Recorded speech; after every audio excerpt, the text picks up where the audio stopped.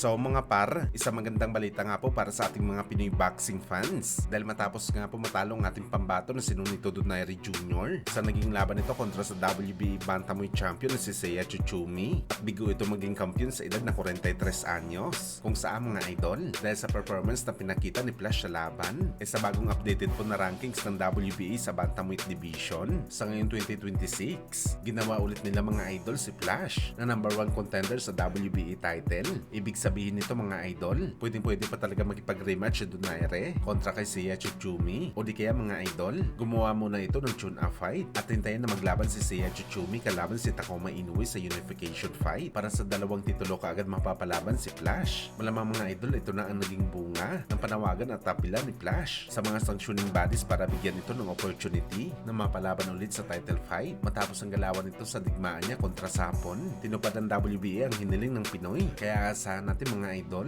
na ganun din ang gagawin ng iba pang sanctioning bodies. Kaya abangan natin yan mga idol.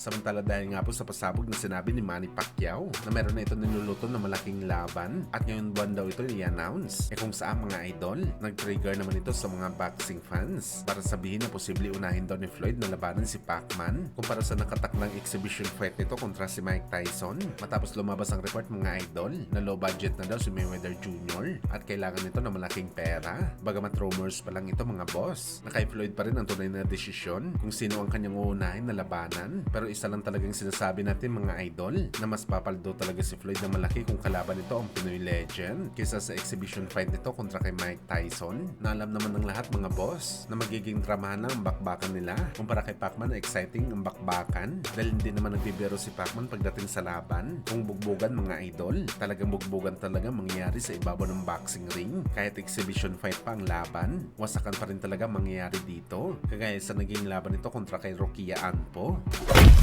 Sa kabilang banda naman mga idol, dahil nga po sa impresibong panalo ng angas ng Pinas General Casimero sa naging laban nito kontra Sapon na si Misokoshi, marami nga po ang nagtatanong ng mga boxing fans kung pwede pa ba matuloy ang laban ni Casimero at Inoue. Well, ngayon pa lang mga idol, sinasabi ko na malabo na talaga ito mangyari dahil sa ngayon wala na sa posisyon si Casimero para labanan siya ni Inoue. Pero merong isang boxing fans mga idol ang nagsabi na ang paraan lang daw para kalabanan ni Inoue si Casimero kung unahan niya ito maging kampiyon sa 126 pounds.